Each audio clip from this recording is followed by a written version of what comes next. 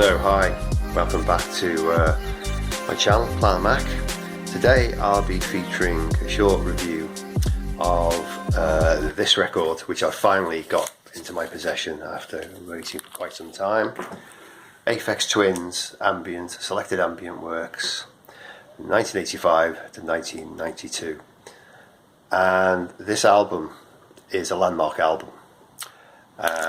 It is released and was made, unbelievably, by UK electronica producer and now obviously a rightful legend, Richard D. James, when he was from the age of 14 onwards, when he was tinkering with all sorts of electronica, his gadgets, keyboards, just Wikipedia. This album, that sounds rather lazy, but this album I finally got on record yesterday. I ordered it from Dig Vinyl, who are based in Liverpool and West Kirby. I've been a big electronica fan for a long time, 20 years plus. Hi to Ness, hi to Phil, Gary, some of my friends who I'm in touch with on a regular basis. Electronica is often seen, and this is probably one of the finest albums to actually get you into electronica, arguably, because it has so many different moods. It has mellow, it has dancey, it has darker, more weirder textures, it has ambient, and it just takes you somewhere. And there are on this record, how many are there? 4 sides, two vinyl, double vinyl. This I got for just under 24 quid, and it was a Christmas present to myself. I strongly recommend anyone who's remotely adventurous in their music to investigate this. It's had 5-star reviews on pretty much across the board for those 20 years. Richard D. James, aka Aphex Twin, is still going. He's a mythical figure, really. He's a prankster, electronica producer, DJs, mischief maker. Some of the stories about buying a tank for a present for himself, and many, perhaps tall stories, only add to his charm.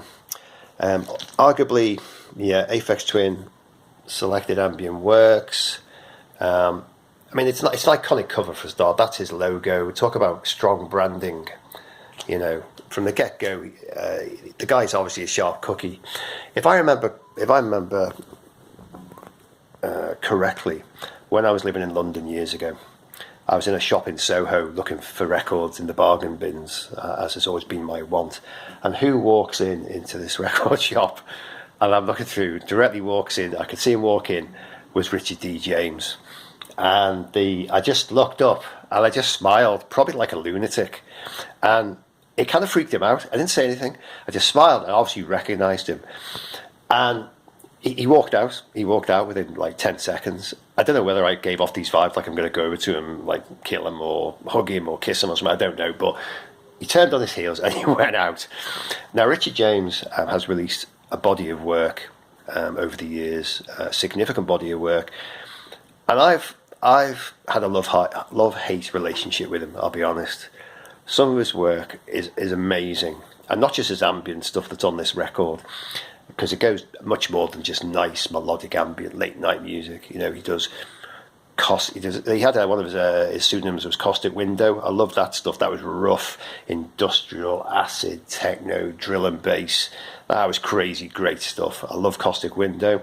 He's had Polygon Window. That was one of his earlier ambient pseudonyms. Aphex, as in AFX, Aphex Twin, Richard D. James. Most people who are tuning into this, if anyone does tune into this, I hope you do, are well aware of this legend. To the bystanders or the non-electronica bods, strongly recommend this album. Get on CD or just check it out, stream it first, have a listen to it on YouTube or wherever, and really take time to listen to it. He released a second volume called Selected Ambient Works 2 a number of years later, and that's arguably a more challenging listen. He goes deeper into the avant-garde. He even has like John Cage style piano interludes and darker textures. But Richard G. James, he's still going. Good for him. His last couple of albums, for me, they haven't really touched a nerve, an emotional nerve in me as yet.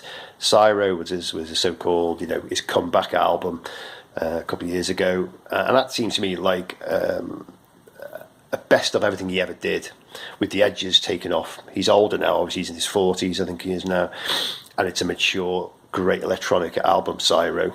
That's recommended, don't get me wrong, but because when you have, it's a bit like Mozart or Beethoven or Mahler or Miles Davis or whoever, when you've produced landmark, brilliant albums, to keep up to that level is incredibly hard. So any landmark music maker is always going to struggle with that, And but anyway, I digress.